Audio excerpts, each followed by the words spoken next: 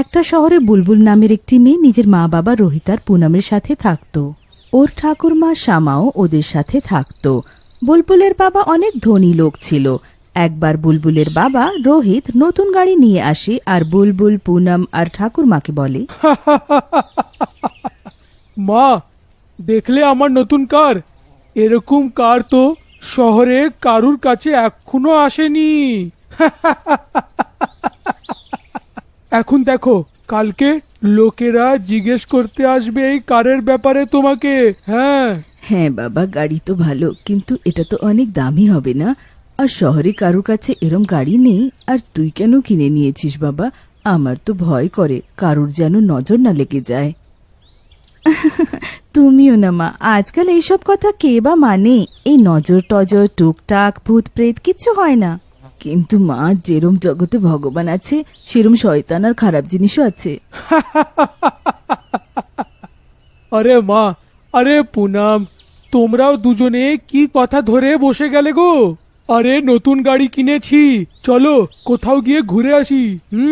হ্যাঁ বাবা, এটা হলো না সাহসী বাচ্চাদের মতো কথা? বুলবুলের এই কথা শুনে সবাই হেসে পড়ে আর সবাই গাড়িতে বসে পড়ে। রোহিত গাড়িতে বসে জোরে মিউজিক সিস্টেম চালিয়ে দেয়। একই ছেলেটা কারুর কথা শোনে না, তারপর আবার কিসব লাগিয়ে দিয়েছে। গাড়িটা থামুক, তারপর দেখাচ্ছি। আরে মা, এইটা নতুন যুগের গান গো, কোনো কিচির মিচির নয়। এখন দেখো এই গাড়িটা রাস্তায় কিরকম দৌড়ায়। রোহিত, একটু আস্তে চালাও, অনেক জোরে চালাচ্ছ তুমি। হঠাৎ ওদের গাড়ির টায়ারটা ফেটে যায় আর গাড়িটা ওখানেই উল্টে যায়। এই অ্যাক্সিডেন্টে রোহিত আর পুনমের মৃত্যু হয়ে যায়, আর ঠাকুরমা আর বুলবুলি শুধু বেঁচে যায়। একদিন বুলবুল একা বসে কাঁদছিল আর ঠাকুরমা চলে আসে। ঠাকুরমা, মা আর বাবা কোথায় চলে গেল? ওরা কি আর কখনো আসবে না? মরার পর কি আর কেউ ফিরে আসে না? তুই কাঁদিস না মা, ওরা চলে আসবে, চিন্তা করিস না, আমি আছি তো। তারপর ঠাকুরমা বুলবুলকে নিজের কাছে শুইয়ে ঘুম পাড়িয়ে দেয়। হে ভগবান, এটা তুই কি করলি? আমি তো কারুর খারাপ করিনি, তাহলে আমার বাচ্চাদের সাথে এরমটা কেন হলো? আর আমি এই ছোট্ট বাচ্চাটাকে কিভাবে বলি যে ওর মা বাবা মারা গেছে আর কোনোদিন ফিরে আসবে না? ভগবান, তুই কিছু সাহায্য কর। এইটা ভাবতে ভাবতে ঠাকুরমাও ঘুমিয়ে পড়ে। রাতে বুলবুলের জল তৃষ্ণা পায় আর সে জল খাওয়ার জন্য বেরিয়ে যায়। ওখানে সে একটি ডাইনিকে দেখে।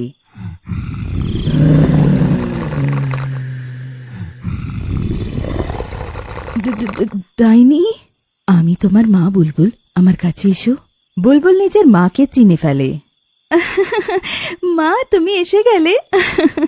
দেখলে, আমি জানতাম সবাই মিথ্যে বলে যে তুমি কোনোদিন আসবে না, কিন্তু আমি জানতাম তুমি নিশ্চয় ফিরে আসবে।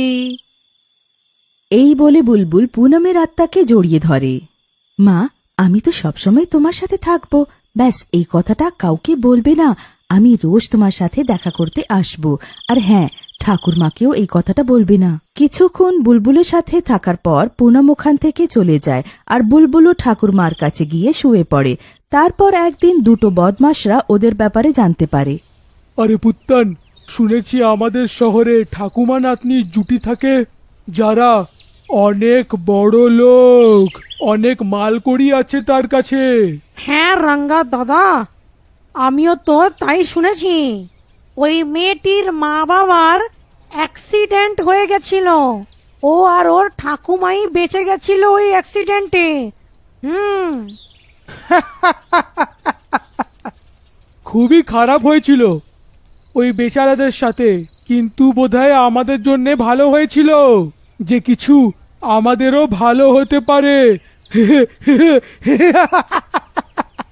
আমি তো বলি, ওই ছোট বাচ্চা মেয়েটাকে উঠিয়ে নি আর বুড়ির কাছ থেকে টাকা চাই।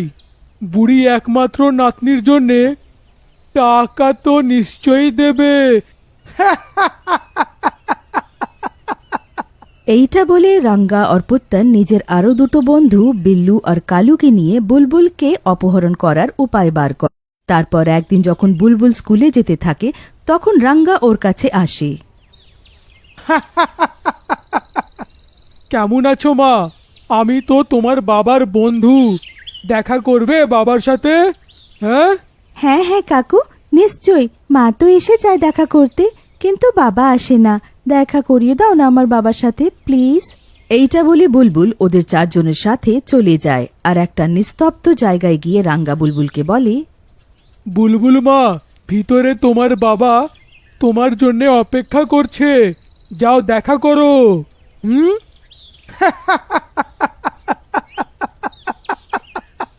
নিজের বাবার সাথে দেখা করার খুশিতে বুলবুল কিছু না ভেবে একটা ঝুপড়িতে চলে যায় আর তারপর রাঙ্গা আর ওর বন্ধুরা ঝুপড়ির দরজাটা বন্ধ করে দেয় আর রাঙ্গা জানলার কাছে গিয়ে বলে, বাচ্চারাও কত অবুঝ হয়ে থাকে। আরে, যে একবার মরে গেছে সে কি আর ফিরতে পারে? হ্যাঁ। আরে, তোর বাপ মরে গেছে, সে আর কোনোদিনও আসবে না। এইটা তো তোকে এখানে আনার চক্রান্ত ছিল। এখন তোর ঠাকুমা থেকে আমরা তো অনেক কটা টাকা চাইবো।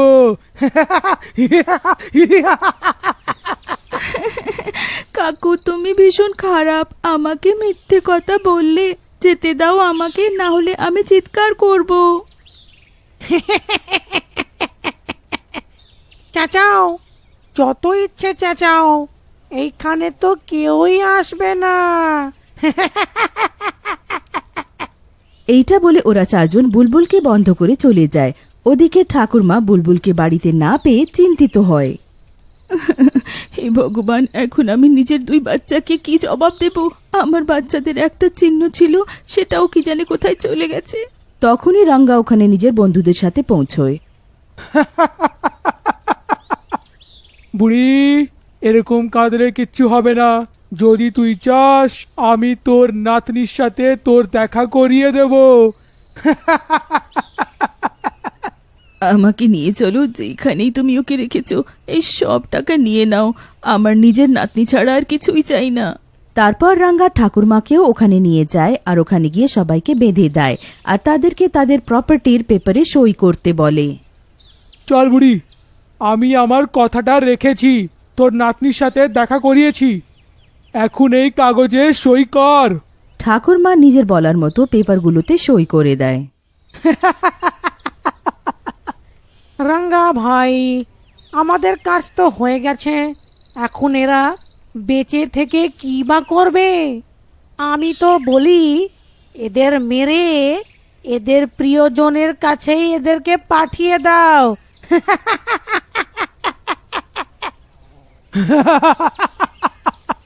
ঠিকই বলছিস রে তুই, ছোট ভাই। এই বলে রাঙ্গা বন্দুক বার করে নেয়, যেটা দেখে বুলবুল জোরে চিৎকার করে, মা বাঁচাও, এই বাজে কাকুটা ঠাকুরমা আর আমাকে মেরে ফেলবে। রাঙ্গা ওদের উপর গুলি চালায় আর তখনই ওখানে ডাইনি এসে যায় আর গুলি নিজের উপর নিয়ে নেয়। আমার থাকতে তুই আমার মেয়েকে ছুঁতেও পারবি না। তারপর পুনম রাঙ্গার গলা টিপে ধরে। হতচ্ছাড়া, তোর একটা বাচ্চার উপর দয়া হলো না? কিরকম মানুষ তুই? আমি তোদেরকে জ্যান্ত ছাড়বো না। এইটা বলে ডাইনি রাঙ্গার মুন্ডু বার করে দেয় আর পুত্তানের দিকে এগিয়ে যায়। ক্ষমা করে দাও, ক্ষমা করে দাও গো ডাইনি, বাবা বাবা, ভুল হয়ে গেছে আমার, আমাদের ক্ষমা করে দাও, ক্ষমা করে দাও ডাইনি, আমাদেরকে ছেড়ে দাও। ডাইনিদের এইখানে ভুলের একটাই শাস্তি আছে, আর সেটা হলো মৃত্যু। আর এখন তোরা সবাই মরবি। ডাইনি এক এক করে বাকি তিনজনকেও মেরে ফেলে আর বুলবুলকে জড়িয়ে ধরে। বুলবুল আমার মেয়ে, আমি তোকে কখনো একলা ছাড়বো না। আমার মা, তুই এসে গেলি, তুই এসে গেলি আমার মা। মা, একটা মেয়ে ডাক ওর মা কি করেই বা শোনে না। আমার মেয়ে রোজ কেঁদে কেঁদে আমার মনে করতো, ব্যাস তাই জন্য হয়তো আমি এখানে এসে গেছি। এখন তোমরা দুজন ভালোভাবে থাকো, আর যখনই আমার দরকার হবে আমাকে ডেকে নিও। এইটা বলে পুনমের আত্মা ওখান থেকে চলে যায়।